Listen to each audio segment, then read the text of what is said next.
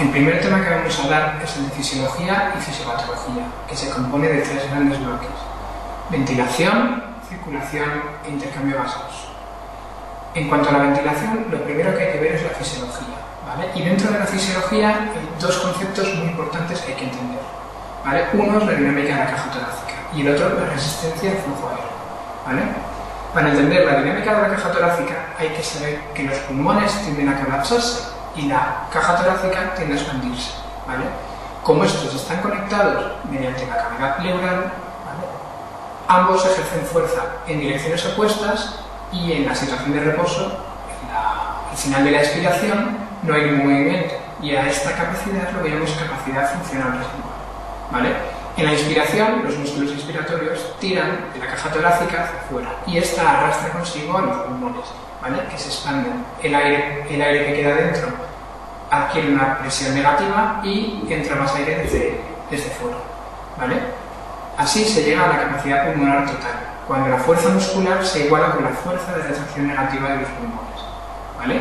El proceso contrario, en la expiración, es cuando la caja torácica comienza a colapsarse, por así decirlo, y comienza a salir aire de los pulmones, gracias a una presión positiva, ¿vale? El punto en el que la fuerza muscular de la expiración es igual que la fuerza de retracción positiva de los pulmones, que se están comprimiendo, pero también llega un punto que tienden a expandirse, ¿vale? Ese punto es el volumen residual, ¿vale? Y con eso ya tenemos la dinámica de la caja torácica.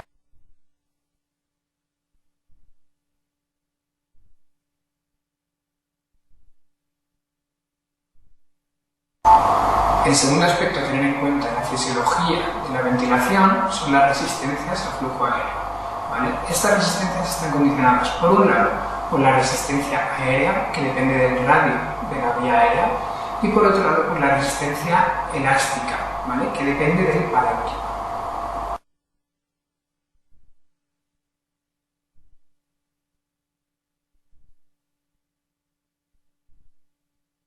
Para evaluar la función ventilatoria tenemos, por un lado, los volúmenes pulmonares estáticos, que son los propios volúmenes y las capacidades, ¿vale?, que se miden mediante pletismografía. Se afectan principalmente en las anomalías restrictivas que afectan al parénquima pulmonar, ¿vale? Por otro lado tenemos los volúmenes pulmonares dinámicos, que son los flujos, que se alteran en las enfermedades obstructivas que suelen afectar principalmente a las vías aéreas, ¿vale? Y para medirlo tenemos la espirometría y la espirometría forzada.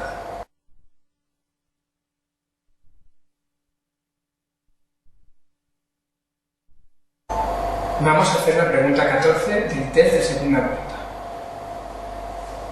De los siguientes parámetros fisiopatológicos, indique que no es posible medir con una espirometría forzada. 1. Pico expiratorio de flujo.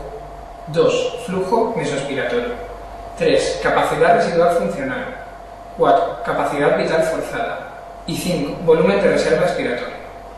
Bueno, pues como es lógico, es el tercero, ¿vale? Porque es una capacidad y para poder calcularlo necesitamos el volumen residual, ¿vale? Y el volumen residual solo puede medirse por pletismografía. Por lo tanto, una espirometría nos puede medir el volumen corriente, el volumen de reserva expiratorio, el volumen de reserva expiratorio, la capacidad vital, ¿vale?, la capacidad inspiratoria, pero no puede medirnos el volumen residual, ni por lo tanto la capacidad pulmonar total, ni la capacidad funcional residual.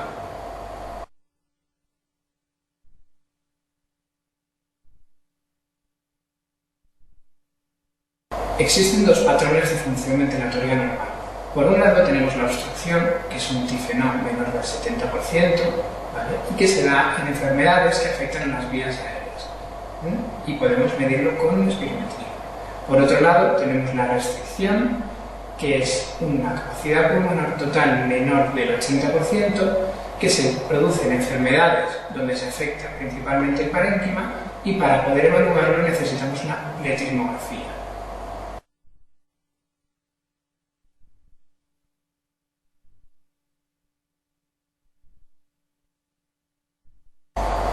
Bueno, vamos a hacer la pregunta 15 del test de segunda vuelta.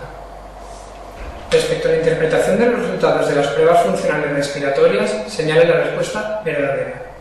Un índice de tifeno menor de 0,7% indica sin ninguna duda la existencia de una alteración ventilatoria obstructiva. La capacidad pulmonar total será inferior a lo normal solo en los casos de patología restrictiva de origen parenquimatoso pulmonar. El pico expiratorio del flujo o peak flow es un buen parámetro para valorar las alteraciones ventilatorias restrictivas. 4. La existencia de un volumen residual mayor de lo normal descarta la existencia de restricción significativa. Y 5. Cuando la restricción afecta a la inspiración y a la expiración, es posible encontrar una capacidad pulmonar total mayor de lo normal. Bueno, pues la respuesta verdadera es la número 1, porque como hemos dicho antes, la obstrucción se define por un tifeno menor de 0,7, ¿vale? Menor del 70%. Por lo tanto, siempre que exista esto, habrá obstrucción.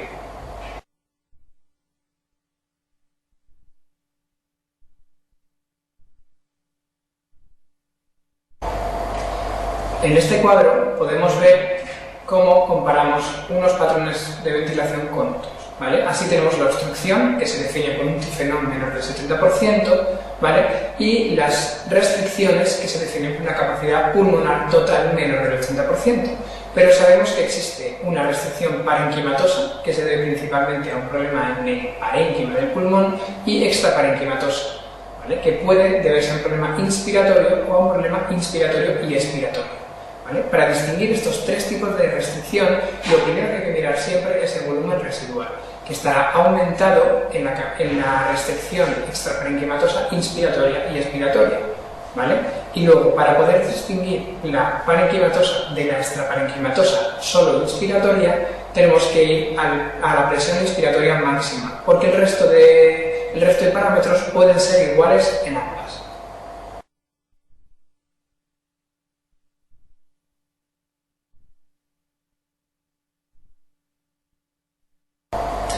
Vamos a hacer la pregunta 16 del test de segunda vuelta. Desde neurología le derivan a un paciente diagnosticado de distrofia muscular de Duchenne para que haga usted un diagnóstico preciso de su situación funcional respiratoria. De las siguientes pruebas, ¿cuál es la más indicada para ello? Primera, presión inspiratoria máxima y presión expiratoria máxima. Segundo, pletismografía. Tercero, la BDCO. Cuarto, espirometría forzada. Quinto, polisomnografía. Bueno, pues una persona con distrofia muscular de Duchenne tendrá una restricción extraparenquimatosa inspiratoria y expiratoria, porque se afectan los músculos, ¿vale? Por lo tanto, para poder definir esta alteración ventilatoria necesitamos una pletismografía para calcular el volumen residual y con ello la capacidad pulmonar total.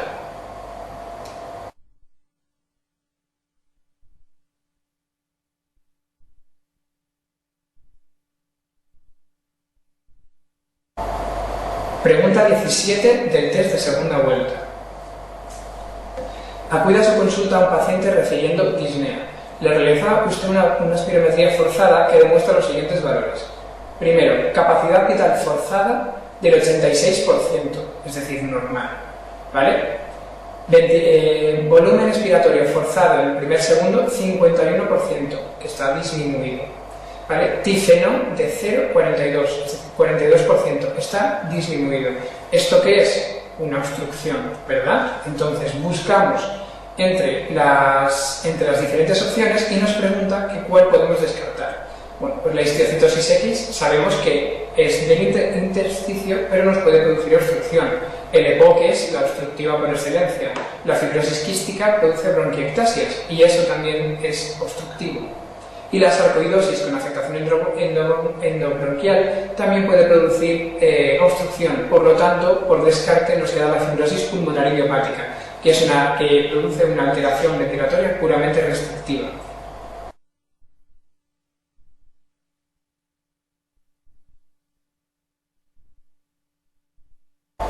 Pregunta 18.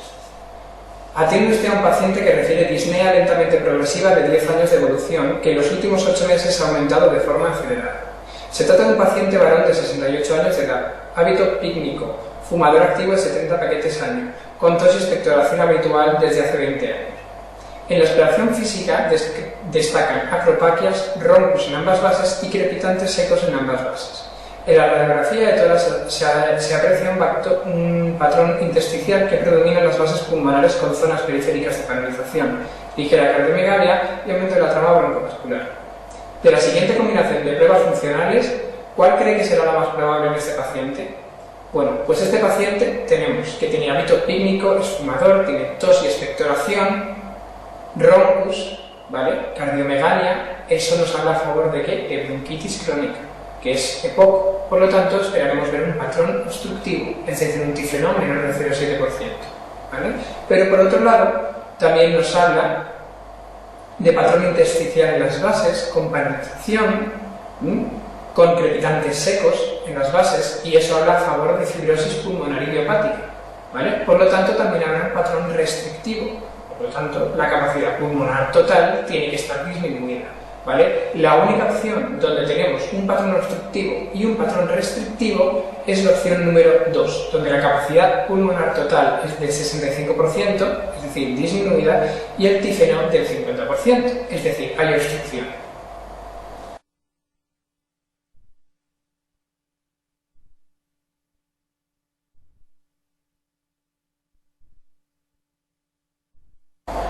Pregunta 19.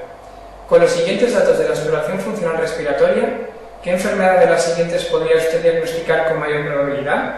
Capacidad pulmonar total del 60%, volumen residual 140%, capacidad vital forzada 41%, volumen expiratorio forzado en un segundo 75% y tifenol 0,85%. Bueno, pues vemos que la capacidad pulmonar total está disminuida, por lo tanto ya sabemos que es una restricción.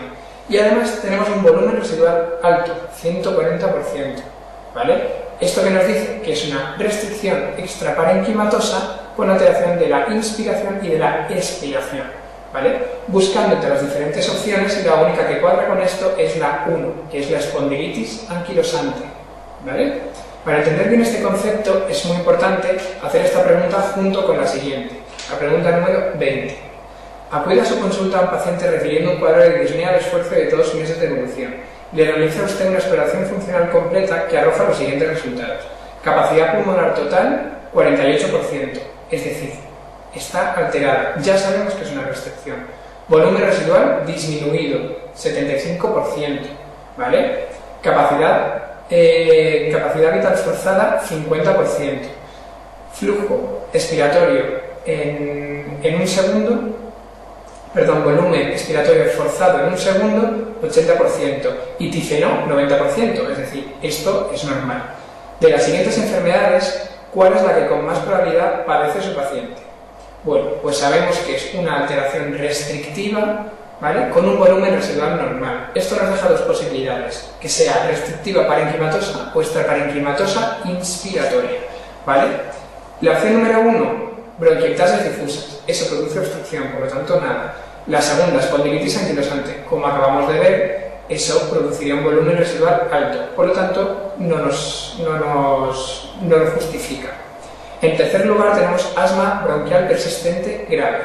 Eso daría un patrón obstructivo, por lo tanto no nos sirve.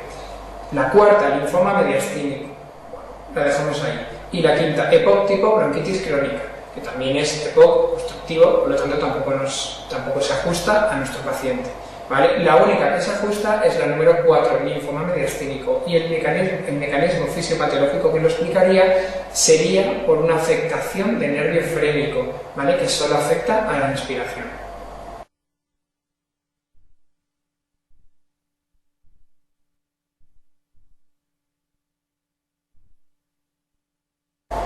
Pregunta 22 del test de segunda vuelta. Un paciente presenta la siguiente exploración funcional respiratoria. Capacidad vital forzada, 91%. Volumen expiratorio forzado en un segundo, 34%. Tifenol, 30%. Y difusión de CO, de monóxido de carbono, 42%.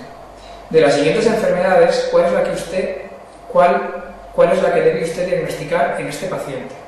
Bueno, pues una obstrucción que nos afecte a la difusión, eso es un enfisema, ¿vale? Prácticamente siempre. Es una pregunta muy sencilla. Siempre que damos obstrucción con alteración importante de la difusión, va a ser un enfisema, que es la opción número 5.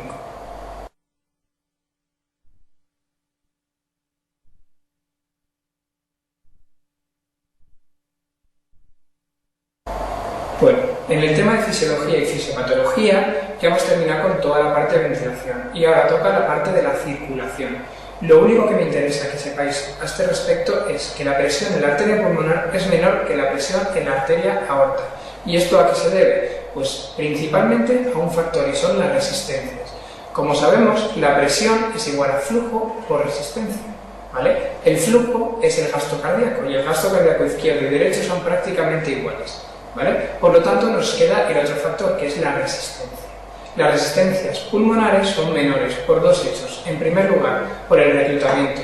Esto significa que cuando necesitamos más vasos sanguíneos los tenemos disponibles, ¿vale? Se ponen a funcionar y disminuye la resistencia en el lecho vascular pulmonar, ¿vale? Porque tenemos más capilares y más vasos abiertos, ¿vale? Y por otro lado, tenemos también que las paredes de las arterias pulmonares y de todas sus ramas son más finas que la circulación sistémica.